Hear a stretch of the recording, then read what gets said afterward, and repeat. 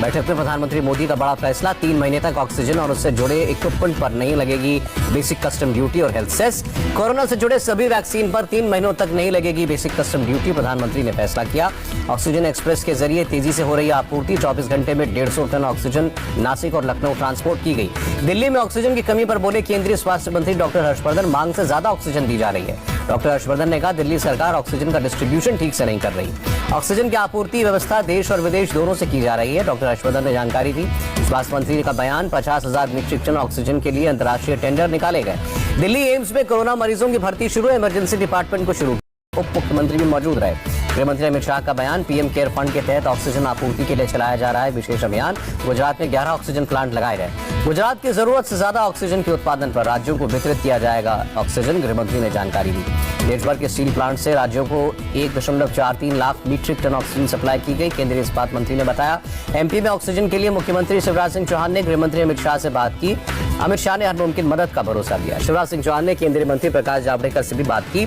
BHEL plant से oxygen supply पर चर्चा हुई। दिल्ली के मुख्यमंत्री केजरीवाल ने सभी राज्यों के मुख्यमंत्रियों से मदद मांगी। कहा, अगर जरूरत से ज्यादा आपके पास ऑक्सीजन है तो दिल्ली को दें। दिल्ली में ऑक्सीजन की कमी पर हाईकोर्ट में सुनवाई हुई। कहा, ऑक्सीजन सप्लाई में बाधा उत्पन्न करने वालों को छोड़ा नहीं जाएगा। हाईकोर्ट ने केंद्र सरकार से पूछा, दिल्ली के हिस्से का 480 मीट्रिक टन ऑक्सीजन कब मिलेगा।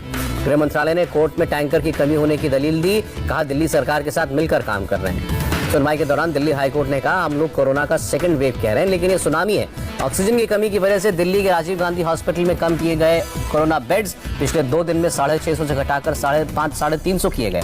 दिल्ली के सरोज सुपर स्पेशलिटी और बत्रा हॉस्पिटल में भर्ती मरीजों के परिजनों को हॉस्पिटल की सलाह, ऑक्सीजन की कमी है, दूसरे अस्पताल ले जाएं। बत्रा हॉस्पिटल के एमडी का बयान, जब भी कोई अपनों को खोता है तो बुरा लगता है, इसलिए जहां ऑक्सीजन है मरीजों को वहां ले जाएं। कांग्रेस नेता अजय माकन ने केजरीवाल सरकार पर निशाना लगाया। कहा, पब्लिसिटी पर करोड़ों खर्च करने वाली सरकार साल भर में ऑक्सीजन की सप्लाई नहीं बढ़ा पाई। महाराष्ट्र के डिप्टी सीएम अजीत पवार का बयान, ऑक्सीजन की कमी को पूरा करने के लिए प्रदेश में बंद पड़े प्लांट को शुरू किया गया है। अजीत पवार ने कहा, महाराष्ट्र के रेमडेसिविर इंजेक्शन के कोटे को 36,000 से घटाकर 25,000 कर दिया गया। महाराष्ट्र में 16 ऑक्सीजन प्लांट लगाएगी बीएमसी, 1 महीने में तैयार होंगे प्लांट। 12 सरकारी अस्पतालों में 16 ऑक्सीजन प्लांट बनेंगे, 43 मीट्रिक टन ऑक्सीजन का उत्पादन होगा। पंजाब के मुख्यमंत्री अमरिंदर सिंह का फैसला, राज्य में स्टील और लोहे के प्लांट्स को बंद करने का निर्देश। अमृतसर में एक निजी अस्पताल में ऑक्सीजन की कमी से 6 मरीजों की मौत। सिंगापुर से पश्चिम बंगाल के पानागढ़ पहुंचा 4 ऑक्सीजन कंटेनर्स, एयरफोर्स के विमान से आए कंटेनर। एयरफोर्स का C-17 ग्लोब मास्टर विमान ऑक्सीजन के लिए सिंगापुर पहुंचा। ग्लोब मास्टर 4 कंटेनर ऑक्सीजन लेकर पश्चिम बंगाल के पानागढ़ पहुंचेगा। केंद्रीय स्वास्थ्य मंत्री डॉक्टर हर्षवर्धन ने Sardar Patel Covid care centre का दौरा किया। देश में कोरोना का नया रिकॉर्ड, एक दिन के अंदर 3,40,000 से ज्यादा लोग कोरोना संक्रमित। 24 घंटे में 2,624 मौतें, 25.5 लाख से ज्यादा लोगों का इलाज चल रहा है। गुजरात के deputy CM Nitin Patel corona संक्रमित हुए, सरकारी अस्पताल में भर्ती हुए। प्राइस विवाद के बीच सीरम इंस्टीट्यूट का बयान, वैक्सीन का सीमित हिस्सा प्राइवेट अस्पतालों को 600 रुपए प्रति डोज दिया जाएगा। सीरम इंस्टीट्यूट ने कहा, बाकी वैक्सीन के मुकाबले कोविशील्ड वैक्सीन की कीमत काफी कम। केंद्रीय स्वास्थ्य मंत्रालय ने जारी किया बयान, भारत सरकार की तरफ से राज्यों को फ्री में दी जा रही है कोरोना वैक्सीन। केंद्रीय मंत्री नितिन गडकरी ने लिया वैक्सीन का दूसरा डोज पर निशाना लगाया। कहा, अच्छे दिन का वादा करके देश को कोरोना और मौत के नरक में झोंक दिया। कोरोना की वजह से एम्स ने INI CET PG प्रवेश परीक्षा स्थगित की। कोरोना के बढ़ते मामलों के चलते फैसला। ऑस्ट्रेलियाई प्रधानमंत्री स्कॉट मॉरिसन का बयान, संकट की घड़ी में भारत के साथ है, वैश्विक चुनौती का मिलकर सामना करेंगे। यूपी के मुख्यमंत्री योगी आदित्यनाथ ने अपने अधिकारियों के साथ बैठक की, कोरोना के हालात का जायजा लिया। टीम 11 को मुख्यमंत्री योगी का निर्देश, दिन में 2 बार अस्पतालों में खाली होने वाले बेड्स की जानकारी सार्वजनिक करें। योगी बोले, रेमडेसिविर और अन्य जरूरी दवाओं की आपूर्ति बढ़ रही है, मांग के हिसाब से कंपनियों को और डिमांड भेजी जाए। कोरोना संकट पर बोले RSS महासचिव दत्तात्रेय होस, बोले देश विरोधी ताकतें संकट का फायदा उठा सकती हैं, सावधान रहने की जरूरत।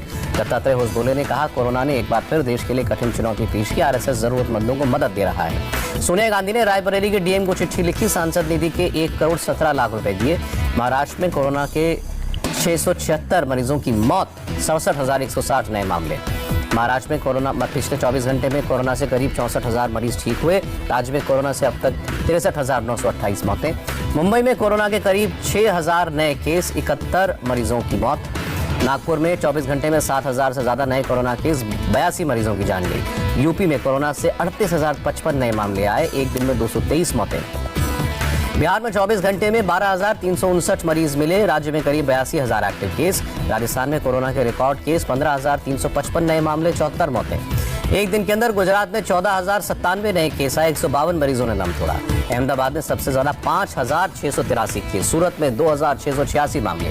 कर्नाटक में कोरोना की डराने वाली रफ्तार, एक दिन में करीब 30,000 केस आए, 208 मरीजों की मौत हुई। कर्नाटक में कोरोना के 2,34,000 से ज्यादा पॉजिटिव केस, एक्टिव केस 14,000 से ज्यादा मरीजों की हुई मौत। केरल में 26,685 नए मरीज मिले, 25 लोगों की जान गई। तमिलनाडु में कोरोना से फिर 14,000 से ज्यादा लोग संक्रमित, 80 मौतें। आंध्र प्रदेश में एक दिन में 11,698 नए मामले, 37 की मौत। उत्तराखंड में एक गवर्नमेंट नर्सिंग कॉलेज में कोरोना विस्फोट, 93 छात्र छात्राएं पॉजिटिव। उत्तराखंड में कोरोना के 5,084 नए मामले, 81 मौतें। जम्मू कश्मीर में 2,030 नए केस, 24 घंटे में 15 मौत। गोवा में कोरोना की रफ्तार बढ़ी, 1,540 नए केस, 24 घंटे में 17 मौतें। महाराष्ट्र के ठाणे में अस्पताल में बेड दिलवाने के नाम पर हजारों रुपए लेने वाले एक गैंग का भांडाफोड़, गिरफ्तार 5 लोगों में एक डॉक्टर भी है।